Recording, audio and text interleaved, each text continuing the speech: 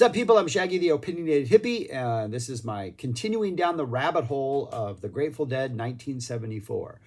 Just addressing all the 1974 releases that the Dead have done, the archival concert releases. Also have allergies. Something rolled in with this storm system a couple days ago, and it's been killing me. But the Benadryl has kicked in, so there may be moments of Benadryl haze in this video, but I'll try to power through. Probably going to take a nap after this. It is still summer for me. I teach elementary school, so I've got a couple more weeks off. But anyways, today, May 19th, 1974.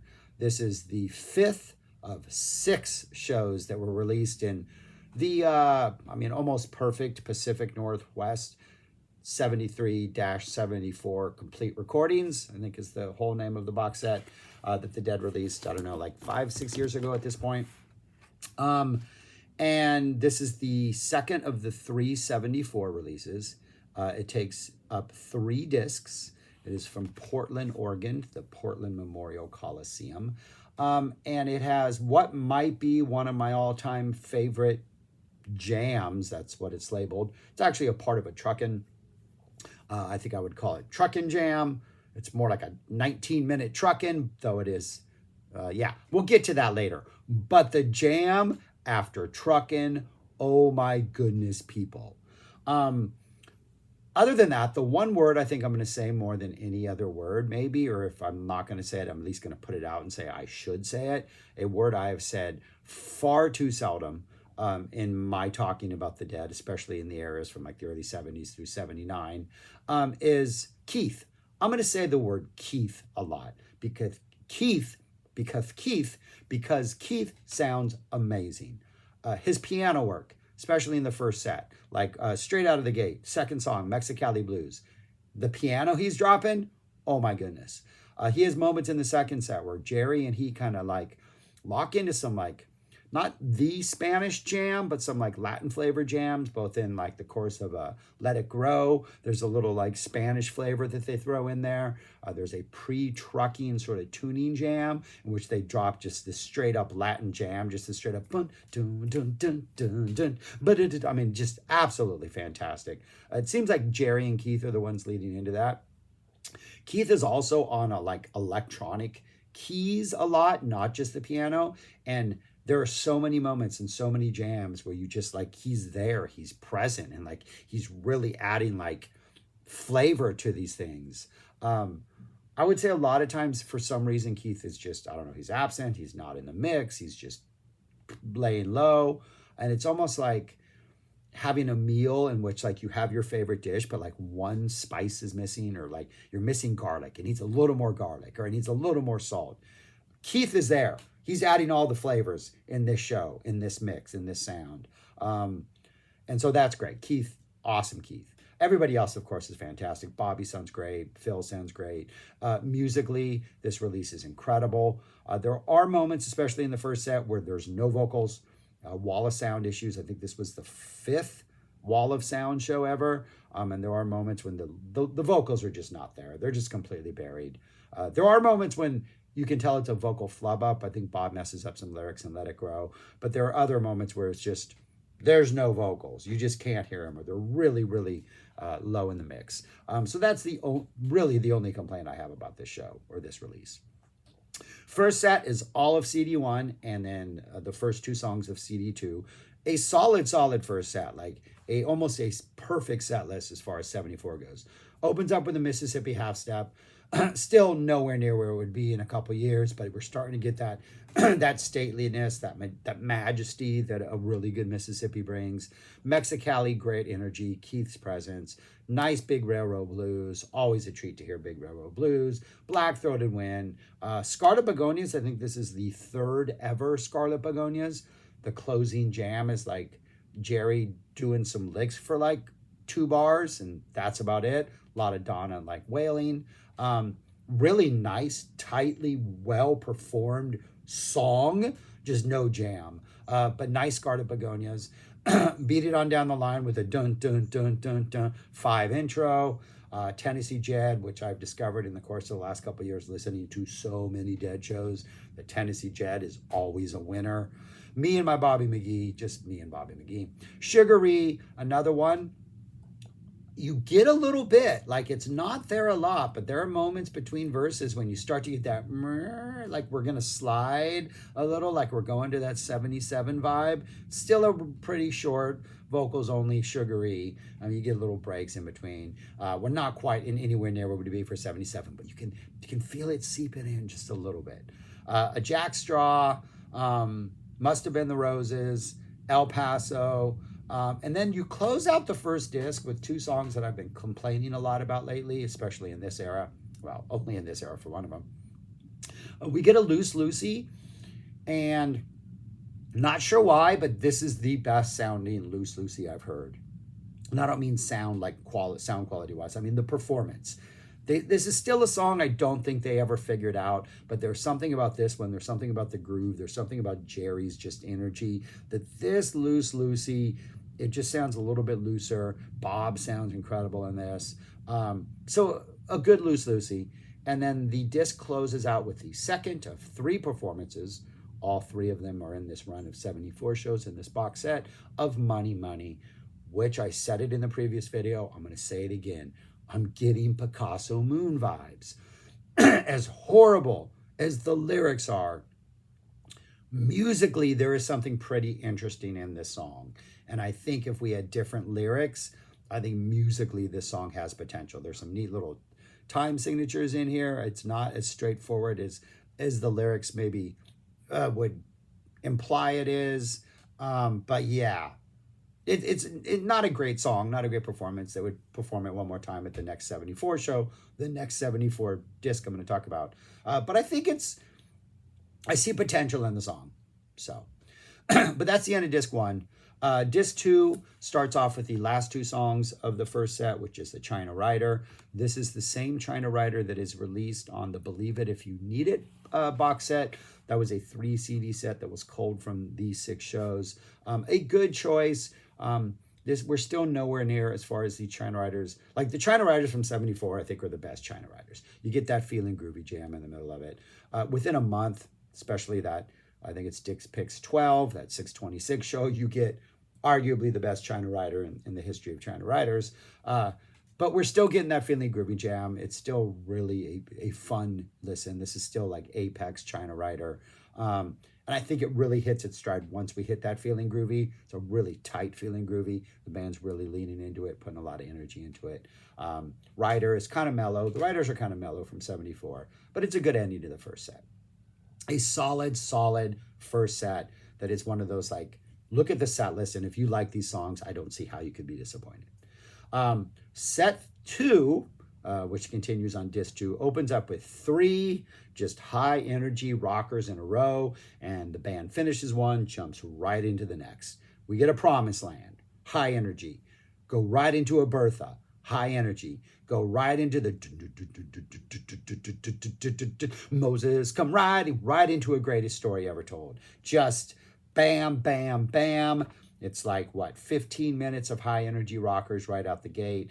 Probably the highlight, all of them, is I think they just I think Promised Land is high energy. Bertha has really good energy, but almost kind of like, it's almost like a little bit like, let's save some for the last song. And then Greatest Story just kills it. Just absolutely fantastic Greatest Story. The guitar playing on that is just phenomenal. Jerry really leaning into that wah sound, really getting funky at the end. Bob's rhythm guitar work is just absolutely amazing. Closing jam, excellent closing jam. Incredible start to the second set.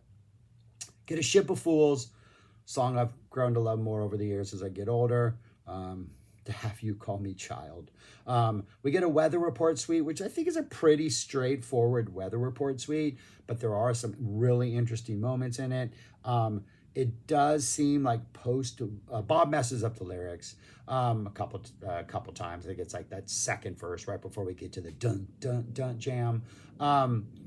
But there's a really nice little Spanish flavor that's thrown in here with Jerry and Keith right in the middle that just very tasty and very just almost hints at a Spanish jam, but we don't go there. A little more high energy than that.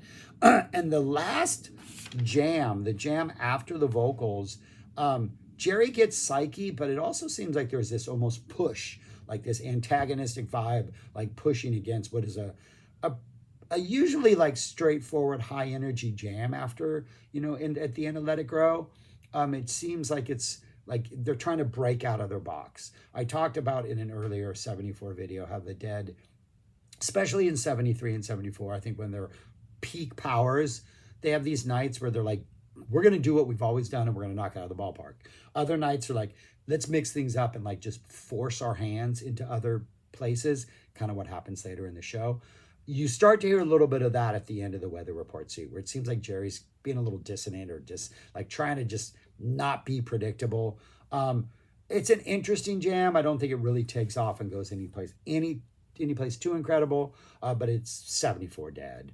That goes into Wharf Rat, which is fantastic. I've decided over the years that Wharf Rat is my favorite of the Jerry Slow songs.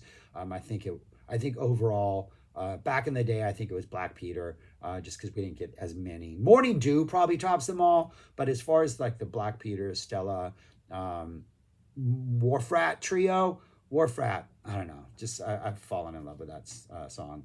Then we get a really high energy Big River. Then we get a Peggy-O. That closes out disc 2. Then the rest of disc 3, everything except for the encore, was all released on the Believe It If You Need It. They recognize greatness. They give us greatness. So it opens up with Truckin.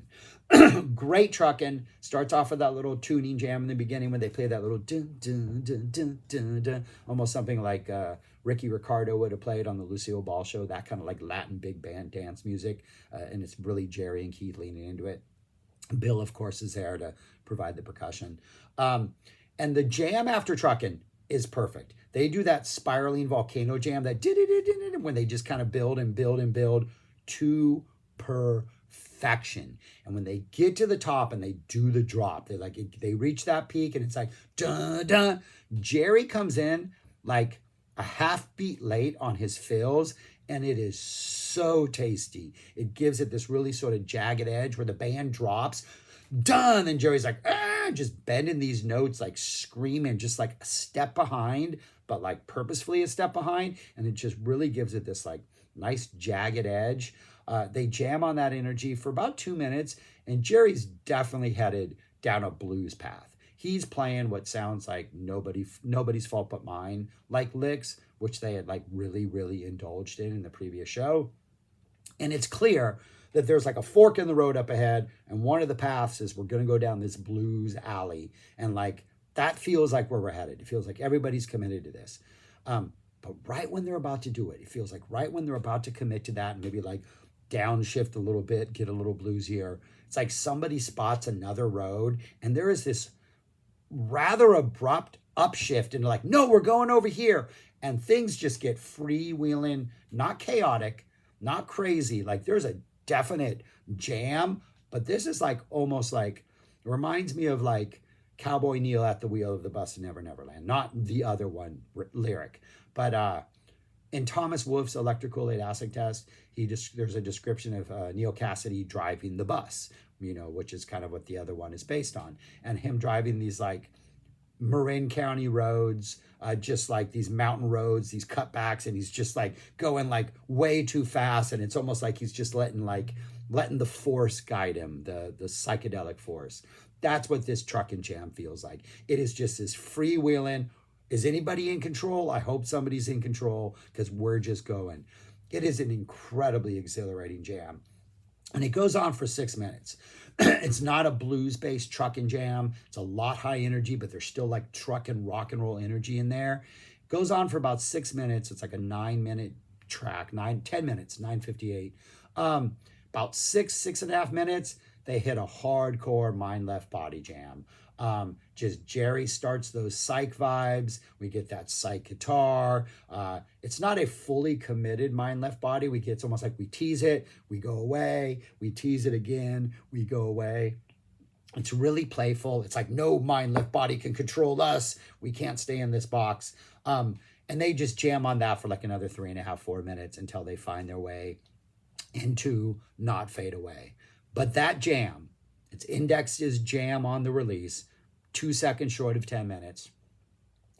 one of the best things I've heard. It is infinitely revisitable. The trucking into the jam, into the not fade away, into the going down the road feeling bad afterwards is just some of the best Dead music ever.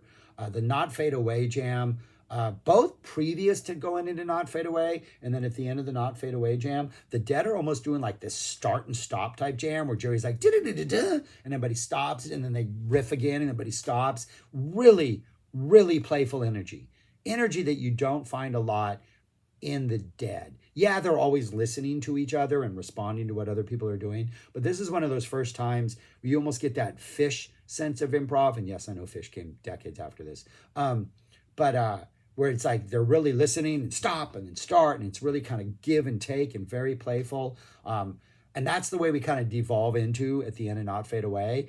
And and going back to the Truckin' Jam, prior to them going into the Mind Left Body Jam, Phil is really, really driving the jam for a while. At times I get like Cumberland vibes, like he's about to just go to do, do, do, do, like drop into a Cumberland. Then I'm getting some like hardcore going down the road feeling vibes. Like Phil is like trying to drive this bus. It's just the gravity of the situation is taking the bus where it wants to go, and Phil's unable to like steer the wheel. But we eventually get a not fade away. The not fade away is fantastic. The latter half of this jam just goes like 74 psych places, really playful, really out there. They're not concerned with what other not fadeaways do. And that eases into a going down the road feeling bad. That's just like one of the most, it's like if from trucking on, they're just like racing downhill. When they get to going down the road feeling bad, they've reached the bottom of the mountain and they're just like, they're cruising and they're taking it easy. It's more relaxed. It's still intense. It's still like, they're still going really fast, but it feels a little more in control and a little more streamlined and a little more perfectly beautiful Dead. We get a one more Saturday night to end the main set, and then the encore is U.S. Blues. This is a fantastic show, obviously. The second set is ridiculous, but the Truckin' Jam. If you go check out one thing, and it's on the Believe It If You Need It box set, the 3 CD set, so I don't even think the Pacific Northwest is available anymore, except for like way too much money on Amazon. But I will eventually talk about the Believe It If You Need It and what's actually on there. But like the entire second half of the first CD is this Truckin' Jam and everything that follows after it through the Saturday night. It is pretty epic. Where would I rank this? If I had to rank it among the other 74 shows I've done, as fantastic as this is, I have it down there at number 8 because everything in 74 is ridiculous. But I have it right behind 17, Pacific Northwest, the May 17th show. The reason I have it behind the May 17th show is they both contain really good China Riders. They both contain really, really fantastic trucking sequences. The 517 trucking sequence goes that blues route, indulges in that Mind Left Body Jam, not Mind Left Body Jam, indulges in that Nobody's Fault But Mine with vocals, right? So we get that part. And 19 offers us a weather report suite, which I don't think 17 offered us a weather report suite, right? I just did that show, but I'm already forgetting. You listen to a lot of shows back to back, you kind of forget stuff. Yeah, it doesn't offer us that, but what it does offer us, that for me ultimately puts it at the May 17th show at 7, while this falls at 8, is it has a playing in the band. And the playing in the bands from 74, I think, are all worth hearing. So that's why that knocks up. But yeah, these are both fantastic shows. Like, probably should be ranked higher now that I'm looking at this list, but yeah, anyways, this is all stupid. They're all fantastic. I shouldn't waste my time ranking these. I should just celebrate them. But anyways, I like this angle. But anyways, yeah, still, Dick's Picks Volume 12. Ridiculous. All right, that's all I got. Thanks for watching. Let me know your thoughts on the show. I highly recommend you try to go check out that Truckin' Jam, because and you got to hear it from the trucking, because you got to hear how they're like going down this path and all of a sudden like, no, let's go over here. It's pretty abrupt. And I remember thinking the first time I heard this, I think I heard it on tape first. This is in circulation, this show. I thought it was a cut. I thought it was an edit, because it's a pretty, even listening to like the officially released stuff, it almost sounds like it's just a slightly bad edit, but it's not. It's the Dead in real time all of a sudden decided to go over there instead of over here. And it's fascinating. But that's all I got. Thanks for watching. Subscribe, like, share, comment, do those things. And go listen to the dead people. It'll make your life better. Peace. Talk to you later. Benadryl.